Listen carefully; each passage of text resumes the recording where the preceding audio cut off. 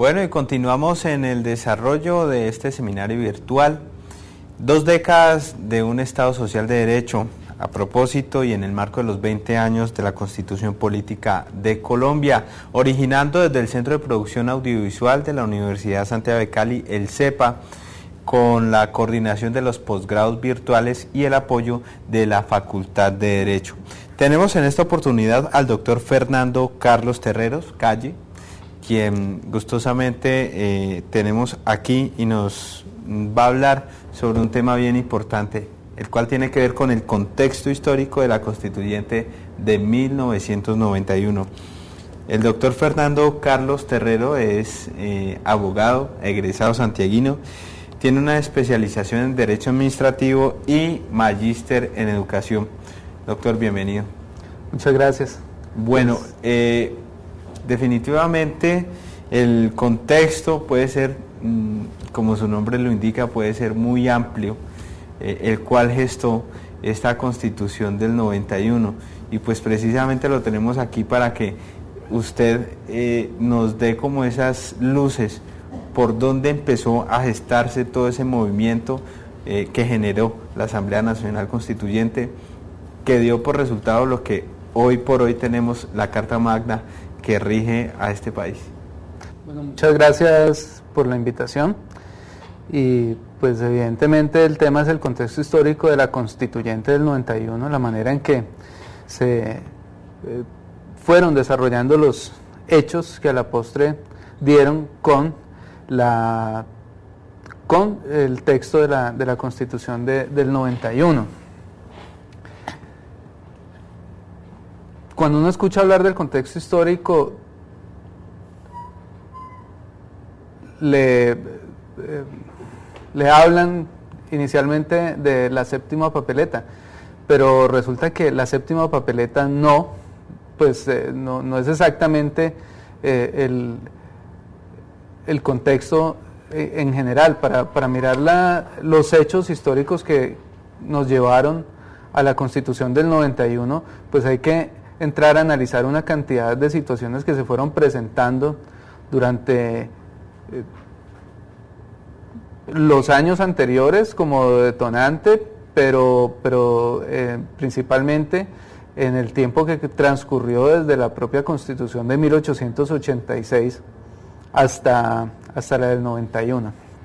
Entonces, en ese sentido podemos decir que la séptima papeleta pues no es, al menos exclusivamente, la situación que nos llevó sino a la Constitución del 91, sino que fue necesario que ocurrieran muchas cosas. La historia no florece, digamos, por generación espontánea, la historia se va madurando con el tiempo, tienen que ocurrir muchas situaciones, hechos, uno tras otro, que nos conducen a cambios estructurales, sociales, que, como en este caso, dieron con la construcción de la Carta del 91. Entonces, pretendemos mirar cómo se fueron madurando todos esos hechos históricos, sociales, que son los únicos que pueden cambiar la estructura funcional del Estado. En ese orden de ideas, vemos cómo los hechos históricos importantes en la humanidad no son producto de que un día unas personas se levantaron y quisieron, se les ocurrió una idea que cambiaría el mundo, sino que se fue forjando, se fue madurando esa idea, pues verbigracia a la Revolución Francesa o las independencias de las naciones americanas o las guerras independentistas de Norteamérica. No suceden de un momento a otro, sino que hay unos hechos que van modificando unas estructuras. ¿Okay? Lo bonito de todo esto es que cada una de las personas que participó en alguna parte del proyecto que nos llevó a la Constitución del 91, pues piensa que lo que aportó fue realmente decisivo y pues en parte lo es, pero hay que mirar las cosas en contexto. Entonces, todo el que aportó algo, el que el que adelantó el movimiento de la séptima papeleta, el que pertenecía a los grupos guerrilleros que se reinsertaron, el que defendió los derechos de los cristianos o de otros grupos religiosos, los que promovieron los derechos de los indígenas o los negros, ¿sí? Entonces, cada uno de ellos siente, lo vemos en los artículos que se están produciendo con respecto a la celebración de los 20 años de la Constitución, siente que en realidad aportó algo importante, y realmente aportó algo, pero en contexto es que hay que mirar las cosas. Habría que empezar por analizar qué es una constitución política, ¿sí? Las constituciones políticas son, pues ya lo decía Juan Jacobo Rousseau, son ese pacto que hay en la sociedad en el que las personas ceden unos derechos, pero también adquieren unos deberes, o ceden más bien unas libertades para poder acceder a unos derechos. Se ceden ciertas libertades, es decir, no se puede ya comportarse como si estuviéramos de forma natural en el mundo, sino que se ceden unas libertades para acceder a esos derechos. Y en ese mismo sentido, pues las sociedades pueden cambiar ese pacto o los términos del contrato, pues si así se quiere llamar, porque los derechos y los deberes no son inmutables, sino que pertenecen a el contexto histórico en que se construye la Constitución. Entonces la Constitución es la manera en que las sociedades se ponen de acuerdo y plasman eso en un texto, y ese texto es el que le da vida al Estado, que viene siendo a través de quien se controla el ejercicio de esos derechos, y se ponen los límites también a los mismos. Entonces, la Constitución del 91 es un encuentro de fuerzas políticas, es una tensión que hay entre unas fuerzas políticas, entre lo que se creó, que fue el Estado Social de Derecho, y digamos, y unas fuerzas económicas y políticas que intentaban influenciarlo. La Constitución es ese imaginario que se tiene sobre las políticas públicas, sobre hacia dónde deben apuntar las políticas públicas, el imaginario de qué es lo que se debe hacer en cuanto a salud, empleo, educación, vivienda, etcétera, ¿sí?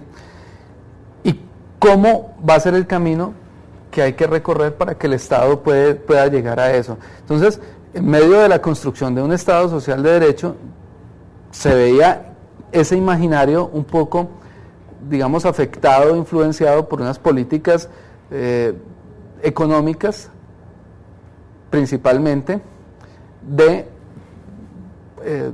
grupos económicos al interior del país, o de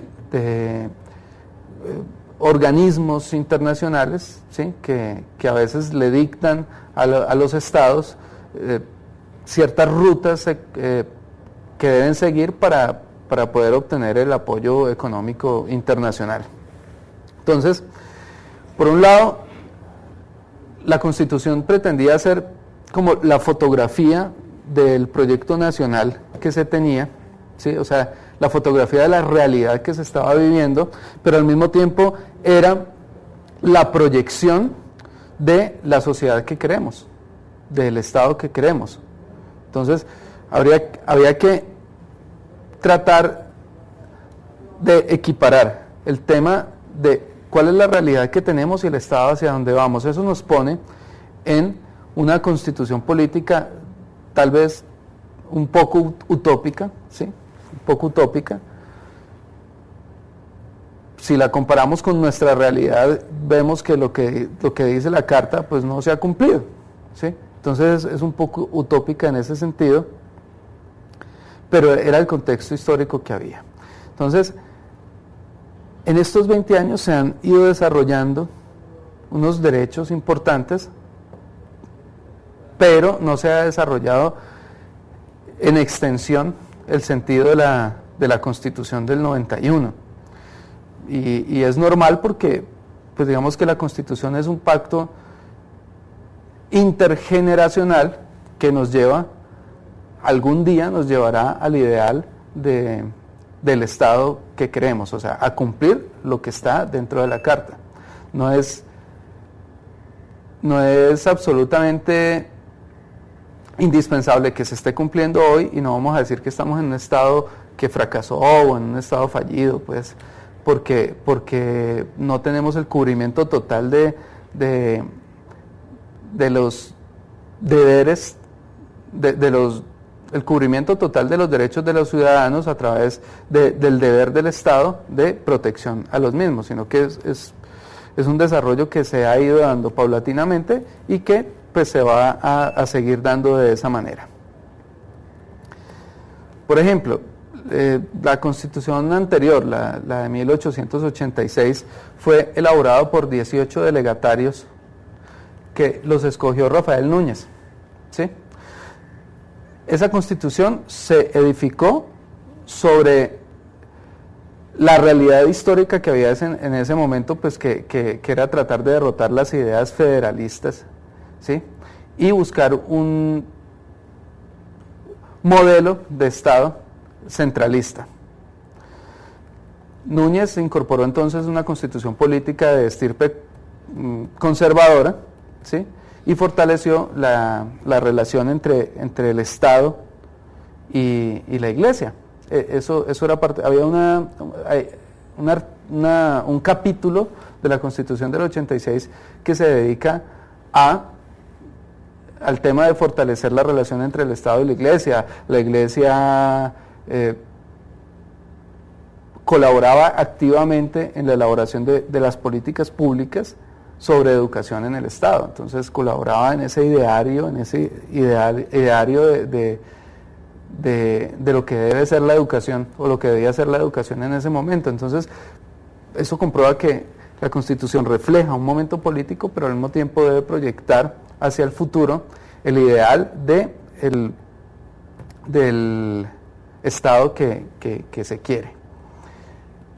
Esa Constitución sufrió una modificación importante en 1936, ¿sí? Después del crack del 29, una modificación importante bajo el gobierno de Alfonso López Pumarejo, pues que era el gobierno de la Revolución en Marcha, donde se hicieron cosas realmente importantes porque pues es el periodo en que se terminaba una hegemonía conservadora y se empezó a pensar en la función social de la propiedad privada, por ejemplo. Entonces fue uno de los antecedentes importantes para la construcción del Estado Social de Derecho que se elaboró a través de los constituyentes del 91.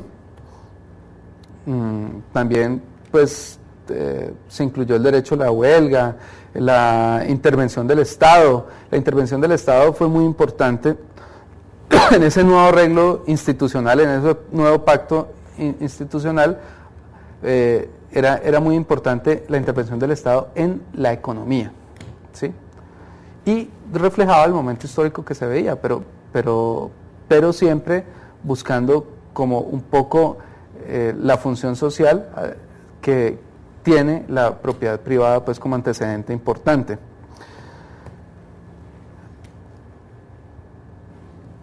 Más adelante, y esto es muy importante para el tema que estamos desarrollando, más adelante se empieza a ver el fortalecimiento de la guerra interna del país, ¿sí? En el periodo conocido como la violencia, pues, de Colombia, ¿sí? Que se caracterizó por la disputa en el poder por el poder entre liberales y conservadores, ¿sí? Y que los historiadores pues dicen que dejó alrededor de 300.000 muertos hasta que llegó el momento, el Frente Nacional, ¿sí? La constitución del Frente Nacional, como una salida, digamos, histórica al tema de la violencia. Entonces, el Frente Nacional funciona entre 1958 y 1974. Comienza con un presidente liberal, termina con uno conservador, Misael Pastrana, ¿sí?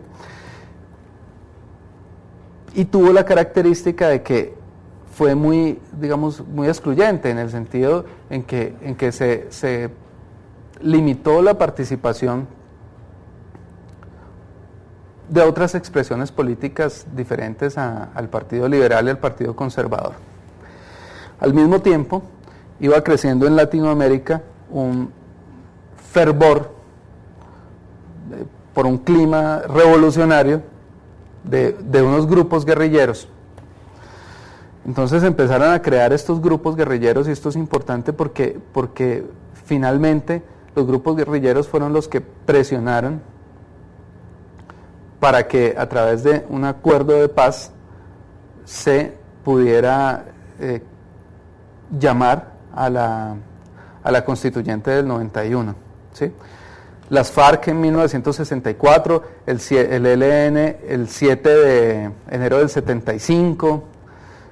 El ELN, hay una característica especial del ELN frente a la constituyente del 91, porque ellos quedaron como tan desubicados frente a la posibilidad de, digamos, de renunciar a la forma de vida que habían escogido llevar como guerrilleros y reincorporarse a la vida civil y tener un actuar político, ¿sí? Como hizo el M-19, que no se pudieron poner de acuerdo. Y finalmente dejaron en libertad a sus integrantes para que ellos escogieran si querían o no hacer parte de ese proyecto político que era la constituyente del 91, pues que inicialmente era una reforma a la constitución del 86. Ellos crearon los que decidieron apartarse de las armas, crearon lo que se llamó la Corriente de Renovación Socialista, el ELN. Bueno, también se creó el EPL en el 67, el M-19 el 19 de abril del 70, y el Quintín Lame, que fue otro de los desmovilizados. Y también pues había otras guerrillas que eran menos conocidas en la década de los 70, pues que fue una década marcada por ese ideario revolucionario y esa, digamos, ese fervor, ese clima de fervor nacional. Bien, pero ¿cuál era el clima y cuál era el ambiente ideológico precedente a la constituyente de 1991? Los móviles inmediatos de la constituyente del 91 fueron, primero, buscar unas fórmulas para superar la época de violencia aguda que estábamos viviendo a finales de la década de los 80. ¿Sí? No solo por los enfrentamientos con los grupos guerrilleros, sino también por la desinstitucionalización del Estado generada por unos, digamos, grandes problemas de corrupción que a la postre eran como un síntoma de agotamiento del diseño de la estructura estatal planteada por la Constitución del 86. Cuando se creó la Asamblea Nacional Constituyente, ¿sí?, las primeras deliberaciones fueron precisamente sobre el tema de la paz. La idea era poder llegar a utilizar algún mecanismo popular que le diera al Estado las facultades para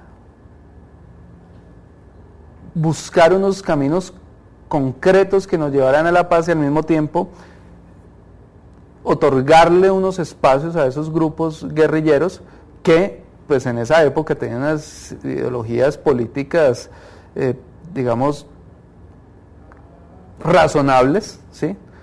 Razonables, y peleaban por el poder político, por la mala distribución de la riqueza, como en efecto todavía la tenemos, ¿sí? Y la mala distribución de las tierras. Entonces era como tratar de buscar la paz por un lado, y por otro lado ofrecerle ese espacio a esas personas para que se reincorporaran a la vida civil y pudieran desde lo político pelear para participar en la construcción del Estado. Bien, ese tema de la Constitución como un tratado de paz, pues es un tema que ha trabajado mucho el italiano Norberto Bobbio, ¿sí? Y él dice que se utiliza para tratar de hacer unos acuerdos momentáneos de tregua, pero que eso no resuelve los conflictos de fondo, porque los conflictos de fondo tienen un origen económico que es mucho más difícil de superar a través de esos acuerdos. Entonces la idea era fundar el Estado bajo la base, pues, de ese contractualismo en el derecho público, ¿sí?, que defendía Bobbio. Principalmente hay un texto muy interesante que llama El futuro de la democracia. Y el contexto mundial, porque la construcción de las ideas, del ideario político, de las políticas públicas, ¿sí?, está influenciada por unos agentes, digamos, externos, a veces supranacionales, ¿sí?, que presionan, y otros agentes que son internos de la nación, que son que se fundamentan principalmente en la protección básica de los derechos del hombre, pues, de los derechos, no digamos fundamentales, porque no habíamos llegado a ese consenso de determinarlos, pero sí de los derechos del hombre, ¿no? Entonces una base sobre la cual trabajar, pero sabiendo que eso está influenciado por unos factores externos. Entonces el contexto mundial era así. En el mundo subía la tensión generada por la primera intervención de Estados Unidos a Irak, persiguiendo a Saddam Hussein. En América Latina se instalaban unas políticas neoliberales, ¿sí?, que eso fue lo que promulgó también el gobierno de Gaviria, del presidente César Gaviria Trujillo, políticas neoliberales que propendían, pues, por una apertura económica, la llamaba Gaviria, ¿sí?, y en ese modelo de Estado, el Estado debe hacerse cada vez más pequeño, ¿sí?, y darle paso a los particulares que empiezan a ocupar esos espacios que antes era del Estado. Por ejemplo, con la contratación estatal, los contratistas pasan después del 91, con la ley 80 del 93, a ser unos verdaderos colaboradores del Estado en la obtención de los fines esenciales. Las pensiones pasan a manejarse por particulares directamente. Entonces, la gran tensión de la Constitución del 91 es saber cómo manejar el tema de un Estado social de derecho donde el eje central es el ser humano, y al mismo tiempo unas políticas neoliberales, que eran, digamos, los discursos que en esa época se estaban planteando, unas políticas neoliberales que nos llevaban a un modelo de Estado neoliberal. Entonces es una tensión, pues, interesante. Había unos vientos también ideológicos en el mundo en favor del desmonte del Estado intervencionista, ¿sí?, pues la disminución del Estado, y había mandatarios como Carlos Salinas de Gortari, estaba Margaret Thatcher, Ronald Reagan, ¿sí?, Carlos Andrés Pérez en Venezuela y Alberto Fujimori.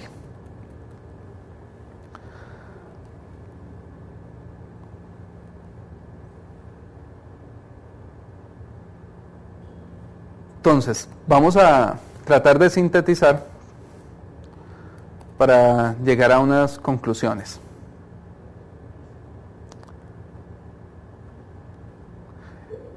La primera y más importante es que hay una nueva realidad que se puede resumir en una tensión que no está resuelta entre la democratización del Estado político, la modernización del Estado liberal o neoliberal y la garantía de los derechos fundamentales. Que hubo una presión de los sectores guerrilleros a través de unos acercamientos que se hicieron desde por allá a finales de los 80, con el presidente Barco, que intentó hacer unos acercamientos para llegar a la paz, que fracasaron pues por diversos factores que se podrán contar más adelante en otra intervención, y el fervor que empezó a nacer por la construcción de un nuevo Estado, ¿sí? Que a través de movimientos ciudadanos, como el movimiento de los estudiantes que inició en universidades como el Rosario y la Universidad de los Andes, y esto fue muy importante porque esos estudiantes tenían acceso directo a los agentes del Estado, digamos a los agentes del Estado cercanos a la Casa de Nariño, con apoyo también de los diarios como el diario El Tiempo, ¿sí? Y pues a finales de los 80 se vivía simplemente un contexto de intensas hostilidades, una irrupción inusitada de la violencia en los últimos años, unos intensos conflictos sociales, un debilitamiento y un desgaste del Estado, ¿sí?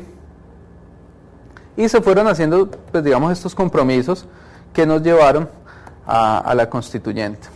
En resumen, el proceso constituyente fue posible gracias a la confluencia de varias dinámicas. 1. La movilización ciudadana promovida por los estudiantes con el tema de la séptima papeleta. 2. El proceso de paz que se fue adelantando con varias guerrillas que a su vez estaban demandando una constituyente. 3. Las medidas de sometimiento del narcotráfico, ¿sí? Que apaciguaron el tema de la violencia en el país. 4. Los decretos de los gobernantes. Primero el decreto del presidente Barco, que facilitó el tema de la constituyente, y después cuando ya fue electo César Gaviria, ¿sí? Que entre otras cosas todos los presidentes, los 7 candidatos que había en ese momento, se comprometieron a adelantar la asamblea constituyente. Entonces, y lo más importante, creo yo, que este sí fue el detonante, fue la actitud de la Corte Suprema de Justicia, que avaló todos estos procesos y que convirtió lo que en principio era una reforma, estructural a la Constitución importante, en una asamblea constituyente con plenas facultades o ilimitadas facultades para reformar el Estado. Hubo un intento del Consejo de Estado por limitar el comportamiento de la Asamblea Nacional Constituyente al marco de la Constitución de 1886 y la Asamblea Constituyente, basada en las sentencias de la Corte Suprema de Justicia, simplemente dijo: nosotros somos autónomos, tenemos plenas facultades, nuestras facultades son ilimitadas, nos las ha dado el propio pueblo, y en ese sentido pues podemos reformar totalmente el Estado. Por último, quiero dejar una reflexión. Cuando la gente habla de qué es lo más importante de la Constitución del 91, pues habla de la tutela, de la libertad de cultos, de de la inclusión de sectores históricamente pues desprotegidos, como los indígenas o las negritudes, etcétera. Realmente yo creo que lo más importante de la Constitución del 91 es su artículo primero. Sin el artículo primero, que nos define como un Estado social de derecho, todo lo demás no podría funcionar.